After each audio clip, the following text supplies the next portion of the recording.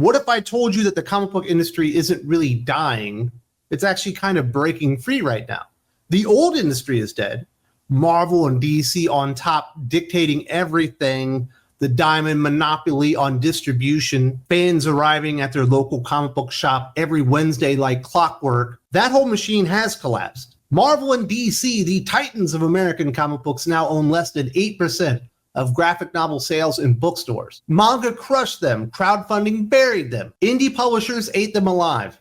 And fans, we're living through one of the greatest shifts in the entire history of the comic book industry. This is the change that nobody in the mainstream or media actually wants to talk about. For the first time in decades, comics aren't being driven by executives and spreadsheets. They're being driven by readers and creators who actually give a damn. Today, we're going to break down the 5 stages of this comic book revolution and why every single fan should be excited and a little bit worried all at the same time. The old system didn't evolve. It imploded. There used to be a shared language in comics. Continuity mattered. Stories built over years. Now, it's chaos. Marvel and DC launch, cancel, reboot, and contradict themselves every few months. Not to improve stories, but to keep short-term sales from collapsing. And when readers can't trust a roadmap, they stop following the road. It is a very strange comic book world indeed, where a character like Iron Man, the face of the MCU, with so much history and lore in comic books, can't even make it past 10 issues, couldn't make it one full year. Captain America, a bedrock institution of Marvel Comics for decades, one of the core members of the Avengers, the biggest movie franchise in the history of the world, barely hit 15 issues on its last run before it was outright canceled. Marvel Comics' latest X-Men initiative, From the Ashes, that was supposed to reset everything and revitalize the franchise after years of abuse, is already DOA.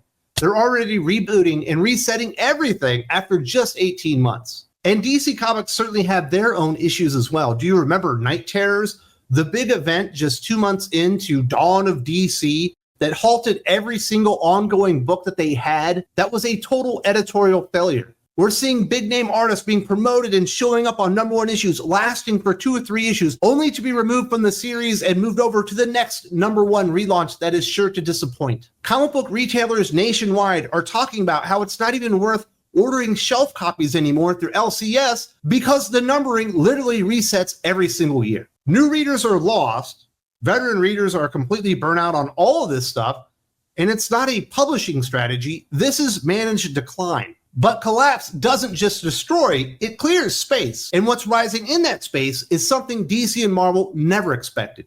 The mainstream didn't die, it cracked open. What used to be one monolithic industry is splintered into micro ecosystems, manga juggernauts, crowdfunded empires, boutique publishers, direct-to-reader platforms. These aren't alternatives anymore. They are the new mainstream. This is what happens when fans stop waiting for the publisher to fix it and start following the creators who never broke it. We've seen multiple Kickstarter campaigns with new IP backed with very strong creative generate millions of dollars while Big 2 floppy sales stall. The G.I. Joe and Transformers compendiums that they put on a Kickstarter last year were able to out-earn Marvel's top 10 graphic novel sales combined. Let that sink in. Manga sales thrive across the world by offering quality, consistency, and actual endings. Skybound under Robert Kirkman offers better stories and better quality across the board than anything Marvel is doing right now at a fraction of the cost and their budget. And comic book readers are fed up. We've had enough. We want vision. We want stories. We want quality. We don't want sales gimmicks. And now that Patreon, Substack, and Instagram have cut out the middleman, you can absolutely avoid every one of those gimmicks. And once fans realized they didn't need permission anymore to go find great comic books, the floodgates opened. There's no roadmap anymore. And that's exactly the point. Continuity is in shambles. Canon means nothing. But instead of giving up, fans took control. Discovery now happens on TikTok, YouTube, Discord, and Reddit, not through Diamond, CBR, or house ads. The old editorial gatekeepers lost their grip, and in the chaos, readers found freedom. Back in the day, almost every single major comic book creator in America was associated with Marvel or DC. That is not the case anymore. Daniel Warren Johnson, James Tynion, and Sean Gordon Murphy, they've moved books no matter where they go now. Fans follow creators now, not companies, because the creators are actually delivering. And that has been an enormous change in the way people are looking at and consuming comic books in 2025. YouTube voices like Casually Comics or Comics Explained or Perch shape more pull box lists than Marvel Comics' YouTube channel could ever dream of now. Fans no longer believe the hype. They don't care what CBR or Newsarama or Marvel have to say about this next big event. If it doesn't have that word of mouth buzz or that stamp of approval from a voice they trust, they're basically ignoring it. Just look what's happening with Marvel's One World Under Doom event. Nobody cares. And when you stop being told what matters, you start discovering what actually does. This is comics with no safety net, no suits, no notes, just raw, passionate storytelling, the kind Marvel would never approve, but readers are lining up to support. The corporate machine is recycling 90s gimmicks. The outsiders, they're building something real. These aren't just indie comics. These are rebellion in 24 pages. Eric July was able to cultivate an audience on YouTube, and now he essentially has an indie comic publishing empire with multiple franchises, his own warehouse, his own publishing strategy, and his very own e-commerce retail site where he doesn't even have to go through Kickstarter anymore. And he's been poaching big two talent like Chuck Dixon and Mike Barron for years now. Common America started out as a franchise on Indiegogo, and now they're opening up pop-up shops in Japan. Marvel Comics can't move graphic novels in the United States, let alone in Japan, the literal biggest comic book market in the entire world. DC Comics doesn't even have a footprint there.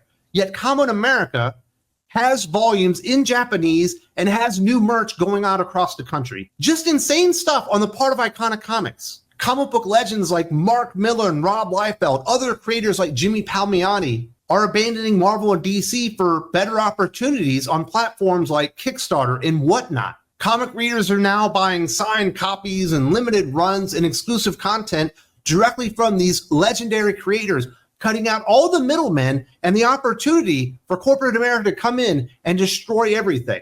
Even comic book artist Ryan Otley was recently talking about when he goes to cons, when he talks to people, the interest in his indie work absolutely blows everything he ever did at Marvel out of the water.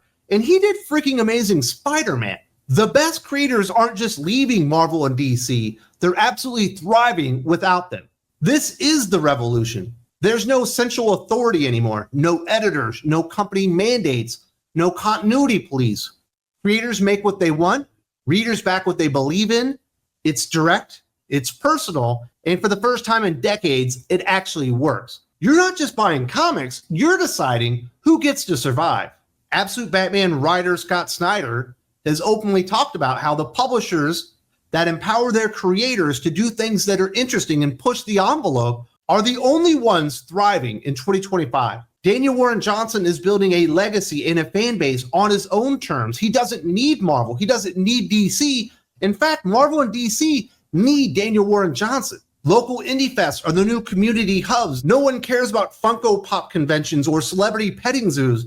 They actually want to get in there, meet creators, and talk about the best storytelling medium in the entire damn world. The best comic books of the year are on the indie scene, or they're crowdfunded. They're not corporate mandates. Comic book fans are the ones making and breaking careers in 2025. And platforms like Kickstarter, Patreon, whatnot, Instagram, these are the new comic book publishers. Comic fans aren't following the industry anymore. They're actually shaping it. The comic book industry as we knew it is a rotting zombie.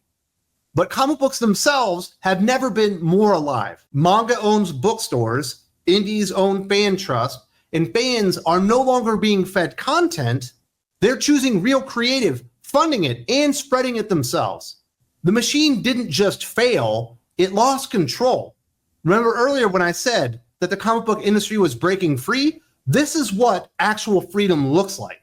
No gatekeepers, no tastemakers, no one in charge. Just creators and readers building something better, one book at a time. And this revolution isn't just about comic books, it's the blueprint for everything going on right now in pop culture. In fact, you need to watch my video, American Pop Culture is Dying, Comics Prove It, to see how this collapse is reshaping movies, TV, and gaming. There's a link in the video description.